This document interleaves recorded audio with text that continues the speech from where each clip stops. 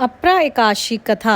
अपरा एकादशी व्रत से व्यक्ति के सभी पापों का नाश होता है और उसे नरक जाने से मुक्ति मिलती है।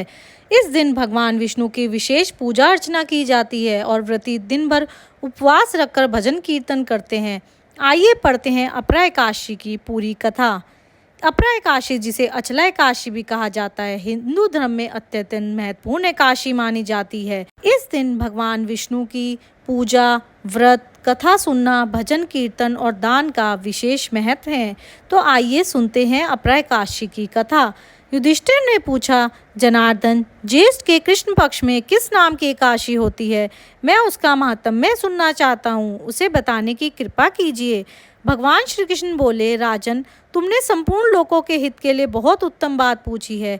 राजेंद्र, इस एकादशी का नाम अपरा है। यह बहुत पुण्य प्रदान करने वाली और बड़े बड़े पातकों का नाश करने वाली है।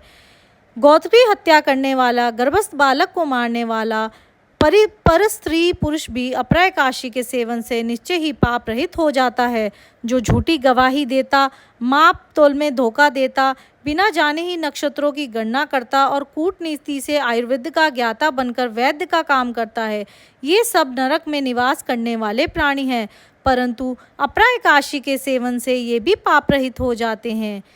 जो शिष्य विद्या प्राप्त करके स्वयं ही गुरु की निंदा करता है, वह भी महा पापों से युक्त होकर भयंकर नरक में गिरता है। किंतु अपरा एकादशी के सेवन से ऐसे मनुष्य भी सद्गति को प्राप्त होते हैं।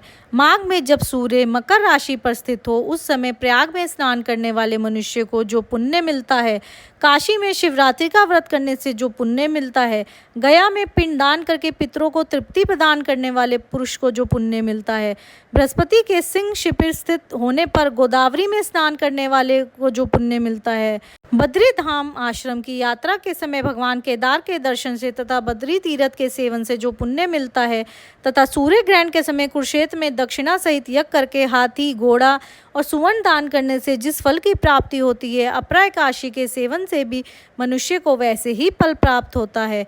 अपरा को उपवास करके भगवान वामन की पूजा करने से मनुष्य सब पापों से मुक्त हो श्री विष्णु लोक में प्रतिष्ठित होते हैं। इसको पढ़ने अथवा सुनने से भी सहस्त्र गोदान का फल मिलता है। इसलिए भक्तों, इस कथा को अवश्य सुने और अगर कथा अच्छी लगे तो लाइक ज़रूर करें। आगे युधिष्ठिर ने कहा, जनार्दन, अपरा का सारा महात्म्य मैंने सुन लिया। अब ज्येष्ठ के शुक्ल पक्ष में जो एकादशी है उसका वर्णन कीजिए। भगवान श्री कृष्ण बोले, राजन, इसका वर्णन परम धर्मात्मा सत्यवती नंदन व्यास जी करेंगे, क्योंकि ये संपूर्ण शास्त्रों के तत्व तथा वेद वेदांगों के पारंगत विद्वान हैं। तब वेद व्यास जी कहने लगे, दोनों ही पक्षों की एकादशियाँ में को भोजन ना करें। द्वादशी को स्नान आदि से पवित्र हो, फूलों से भगवान के शिव की पूजा करके नित्य कर्म समाप्त होने के पश्चात पहले ब्राह्मणों को भोजन देकर अंत में स्वयं भोजन करें। राजन, जनन शौच और मरण शौच में भी एकादशी को भोजन नहीं करना चाहिए।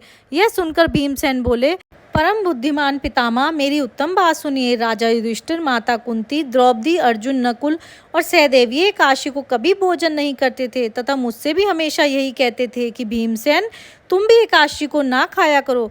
किंतु मैं इन लोगों से यही कह दिया करता था कि मुझसे भूख नहीं सही जाएगी।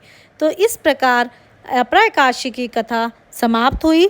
आइए जानते हैं अपरा एकादशी की व्रत विधि। अगर आप व्रत रख सकें तो व्रत जरूर रखें, और अगर आप व्रत नहीं रख सकते तो भगवान विष्णु की पूजा करें और पूरे दिन ओम नमो भगवते वासुदेवाय मंत्र का जाप करें और गरीबों को दान दें। विशेष रूप से अन्न का दान करें और इस दिन सत्य बोलें, अहिंसा का पालन करें और किसी का दिल ना दुखाएं। इसी बात पे ये वीडियो ख़त्म होती है और एक बार सब मिलके बोलते हैं, ओम नमो भगवते वासुदेवाय।